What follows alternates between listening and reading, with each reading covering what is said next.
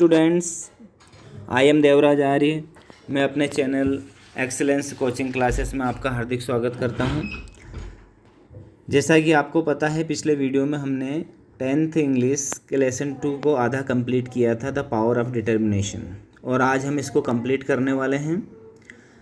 तो अब तक यदि आपने मेरे चैनल को सब्सक्राइब नहीं किया तो उसे सब्सक्राइब कीजिए और ज़्यादा से ज़्यादा शेयर कीजिए, ताकि सभी तक जो है लाभ मिल सके, सभी को लाभ मिल सके इंग्लिश लेसन का। तो स्टार्ट करते हैं। आधा लेसन हम कर चुके हैं, तो उसको थोड़ा सा रिवाइज़ करते हैं।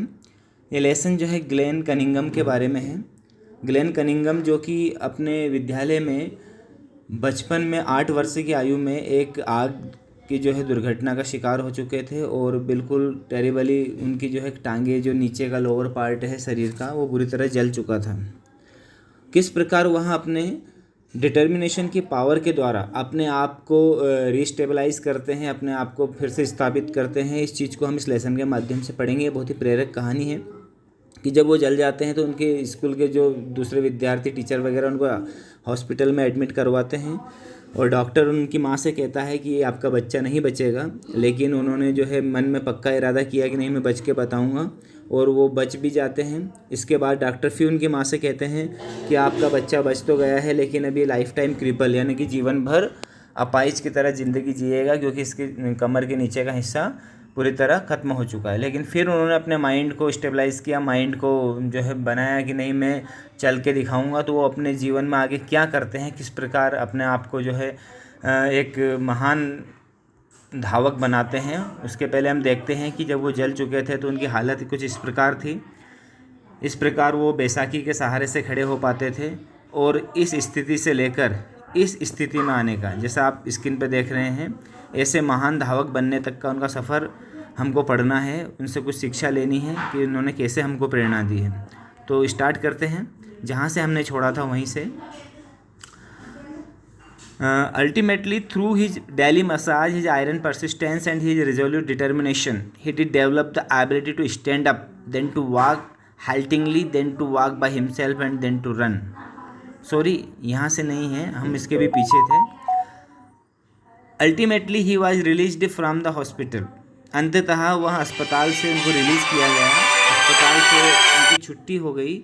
और इसके बाद में every day his mother would massage his little legs. प्रतिदिन उनकी माँ जो है उनकी पतली टांगों पर मसाज करती थी। But there was no feeling, no control, nothing. लेकिन इसके बावजूद भी उनकी टांगों में कोई फीलिंग्स नहीं आ रही थी, कोई नियंत्रण नहीं कर पा रहे थे वो। Yet is determination that he would walk as strong as ever. लेकिन उनका जो दृढ़ संकल्प था कि वो चल के दिखाएंगे, वो आज भी पहले की तरह मजबूत था। When he was not in bed, जब वह बिस्तर पर नहीं होते थे, तो he was confined to a wheelchair। तो वहाँ व्हील चेयर, यानी कि पहिए लगी हुई कुर्सी को व्हील चेयर कहा जाता है, तो वो उस व्हील चेयर पर ही होते थे, यानी व्हील चेयर के आदी हो चुके थे। One sunny day his mother wheeled him out into the yard to get some fresh air। एक दिन दोपहर के समय उनकी माँ उनको जो है व्हील चेयर के ऊपर यार्ड में ले जाती है, आंगन में ले जाती है, बाहर जो है बाड़े में ले जाती है उनको ताज़ी हवा के लिए। This day instead of sitting there, उस दिन उस जगह बैठने की बजाय ही threw himself from the chair, वह अपने आप को उस कुर्सी से गिरा लेते हैं। ही pulled himself across the grass, वह अपने आप को घास पे घसीटते हैं। Dragging his legs behind him, और उनकी टांगों को भी पीछे पीछे ड्रैगिंग यानी घसीटना, ड्रैगिंग करते हैं, उनकी टांगों को भी घसीटने लगते हैं। He worked his way to the white picket fence bordering their lot। वो क्या करते हैं, उनका जो बाड़ा था उसमें आसपास बागर थी, यानी कि लकड़ियों की जो नुकीली रहती है लकड़ियाँ, उनको जो है पास पास में सटा कर गाड़ के एक बागर टाइप बनाई जाती है, उस बागर के सहारे वो अपने आप को घसीट रहे थे। With great effort he राइज्ड himself up on the fence. बहुत ही ज़्यादा मुश्किल से, बहुत ज़्यादा प्रयास के द्वारा वहाँ अपने आप को उस फैंस यानी बागड़ के आसपास घसीट रहे थे। देन स्टेक बाय स्टेक, और स्टेक यानी होता है खूंटी, है ना, जो नुकीली लकड़ी रहती है जिसको हम ज़मीन में गाड़ते उसको स्टेक कहा जाता है। और उस एक एक खूंटी के सहारे ही begin dragging himself along the fence, और वहाँ अपने आप को उस फेंस के आसपास घसीटने लगे। रिजोल्व्ड दैट ही वुड वॉक, किस रिजोल्व के द्वारा, कि वहाँ उनके मन में क्या था कि मेरे को चलना ही है, कि मैं तो चलूँगा। He started to do this every day until he wore a smooth path all around the yard beside the fence। और उन्होंने ये सब चीज़ until यानी तब तक जारी रखी जब तक कि उन्होंने उस यार्ड के, उस फेंस के, उस बागर के आसपास जो ऐसी जगह बना दी, ऐसा स्मूथ पाथ बना दिया कि उसमें उन्होंने ऐसा रास्ता बना दिया, ऐसा उसको स्मूथ कर दिया कि उसमें कुछ भी कठोर चीज़ ना रहे। बिल्कुल उन्होंने एक रास्ता बना दिया, बिल्कुल स्मूथ बना दिया। There was nothing he wanted more than to develop life in those legs. वहाँ उनकी टांगों में जान के अलावा कुछ भी नहीं चाहते थे, यानी वो सिर्फ एक ही चीज़ चाहते थे कि कैसे भी करके उनकी टांगों में जान आ जाए। Ultimately through his daily massage, अंततः उनकी माँ जो उनको डेली मसाज करती थी, his iron persistence and his resolute determination, उनका पक्का इरादा और उनका मजबूत दृढ़ संकल्प, 3 चीज़ों ने उनकी मदद की। Daily massage, iron persistence and he resolute determination. He did develop the ability to stand up, उन्होंने अपने आप में ऐसी एबिलिटी डेवलप कर ली, ऐसी सामर्थ्यता डेवलप कर ली कि वहाँ खड़े हो पाए। देन टू वॉक हेल्टिंगली, इसके बाद वहाँ सहारे से, बैसाखी के सहारे से चलने लगे। Then to walk by himself, और वो फिर अपने आप चलने लगे। एंड देन टू रन, इसके बाद में वो दौड़ने लगे। तो अंततः क्या किया उन्होंने, उनकी माँ की डेली मसाज के द्वारा, उनके आयरन परसिस्टेंस के द्वारा, उनकी रिजोल्यूट डिटर्मिनेशन के द्वारा अपने आप को ऐसे एबल कर लिया, ऐसे सामर्थ्य बना लिया कि वहाँ धीरे धीरे बैसाखी के सहारे से खड़े होने लगे, फिर चलने लगे और अंततः दौड़ने लगे। He began to walk to school, वहाँ स्कूल चल कर जाने लगे। Then to run to school, इसके बाद वह स्कूल दौड़ कर जाने लगे। To run for the sheer joy of running, और फिर वह खुशी खुशी दौड़ते हुए स्कूल जाने लगे, यानी उनको दौड़ते हुए स्कूल जाने में मज़ा आने लगा। Later in college he made the track team, बाद में कॉलेज में उन्होंने एक ट्रैक टीम बनाई। ट्रैक टीम यानी कि जैसे दौड़ने वालों की एक दल होता है कि 200 मीटर, 400 मीटर, 800 मीटर, इस प्रकार का एक दल उन्होंने बनाया। Still later in Madison Square garden, इसके बाद में मैडिसन स्क्वायर गार्डन एक जगह का नाम है जहाँ पे ओलंपिक खेल होते हैं। दिस यंग मैन अब वहाँ जवान बन चुका था।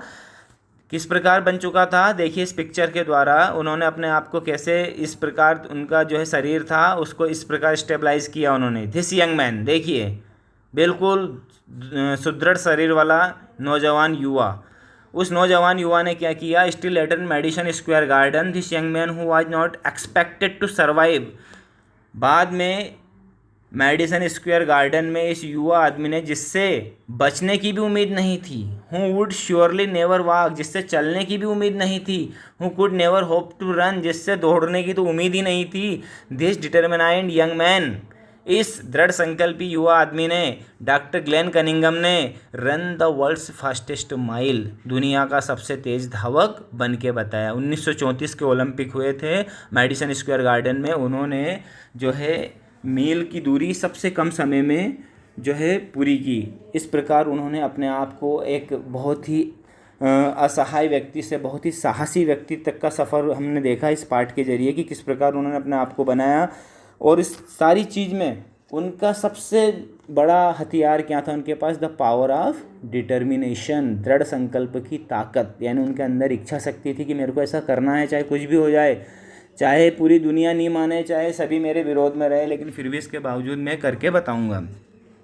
अबाउट द लेसन हमने पढ़ लिया था पहले ही कि ग्लेन कनिंगम ने किस प्रकार अपने आप को स्टेबलाइज किया। आई होप सभी को ये लेसन बहुत ही अच्छे से समझ में आ गया होगा, और इस लेसन के द्वारा, इस प्रेरक कहानी के द्वारा कुछ ना कुछ प्रेरणा हमको ज़रूर मिली होगी। इसके बाद में हम इसके ग्लॉसरी यानी कि कुछ डिफ़िकल्ट वर्ड्स हैं, इनको सॉल्व करेंगे जो हमने लेसन के माध्यम से पढ़े हैं, और अभी आप पढ़ेंगे तो और अच्छे समझ में आ जाएंगे।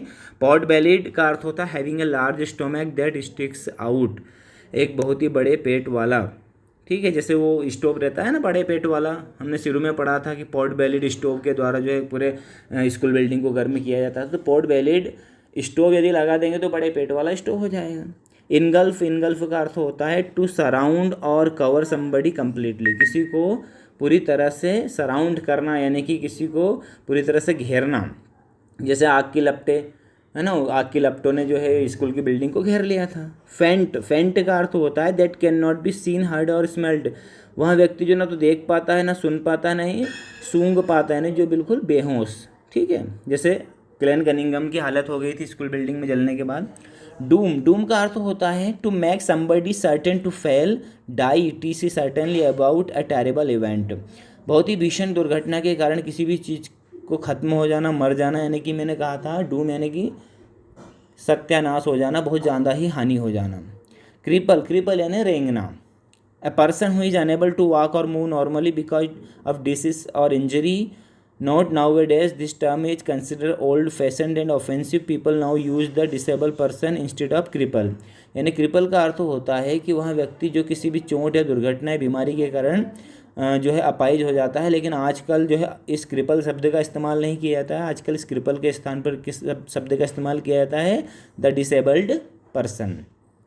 मोटर, मोटर का अर्थ होता है गतिशील, गतिमान। Connected with movement of the body that is produced by muscles connected with the nerves that control movement. Motor यानी गति। डेंगल, डेंगल का अर्थ होता है लटकना, टू हैंग और स्विंग फ्रीली, जैसे उनकी टांगें लटकती थी ना बिल्कुल बेजान। Confine, confine and to have to stay in bed in a wheel chair etc., किसी भी चीज़ का आदी हो जाना, जैसे कोई बिस्तर पे पड़ा पड़ा बिस्तर का आदी हो जाता है, व्हील चेयर पे पड़ा पड़ा बैठा बैठा व्हील चेयर का आदी हो जाता है। पिकेट, पिकेट यानी कि हमने पढ़ा था जो लकड़ी रहती है उसमें जो नुकीला भाग रहता है, तो नुकीला भाग वाली जो लकड़ी होती है उसे पिकेट कहा जाता है, यानी कुछ तरह से बागड़ में जो इस्तेमाल किया जाता है वो। A piece of wood that is pointed at the bottom so that it can be fixed in the ground, especially a part of a fence। यानी कि हम जब बागर बनाते हैं तो जो लकड़ियाँ पास पास गाड़ते हैं उनको पिकेट कहा जाता है। स्टेक, स्टेक का अर्थ भी खुटी होता है, लेकिन जो पिकेट होती है थोड़ी पतली होती है, स्टेक थोड़ी मोटी होती है। स्टेक यानी खुटी। ए वुडन और metal part that is pointed at one end and pushed into the ground in order to support something. यानी जब हम किसी चीज़ को सपोर्ट करने के लिए उसके पास में खुटी नुमा चीज़ गाड़ देते हैं, चाहे वो मेटल की हो या लकड़ी की, उसे खुटी कहा जाता है। परसिस्टेंस, परसिस्टेंस का अर्थ होता है बहुत ही ज़्यादा आग्रह, बहुत ही ज़्यादा हिम्मत करना। The fact of continuing to try to do something in spite of difficulty, मुसीबतों के बावजूद भी किसी चीज़ को जारी रखना। स्पेशली, और ख़ास तौर पे कब जारी रखना? When other people are against you, जब दूसरे व्यक्ति आपसे विरोध हो, आप वो मानते हैं कि आप ऐसा नहीं कर सकते। And think that you are being annoying और अनरीजनेबल, और सोचते हैं कि आप चिड़चिड़े हो या आपसे ये नहीं हो पाएगा, इसके बावजूद भी यदि आप वो काम करते हैं तो समझ लो कि आपके अंदर वो परसिस्टेंस है। रिजोल्यूट, हैविंग फर्म डिटर्मिनेशन, अंतिम मीनिंग है रिजोल्यूट यानी कि बहुत ही पक्का इरादा, और इस इरादे की आपको ज़रूरत है।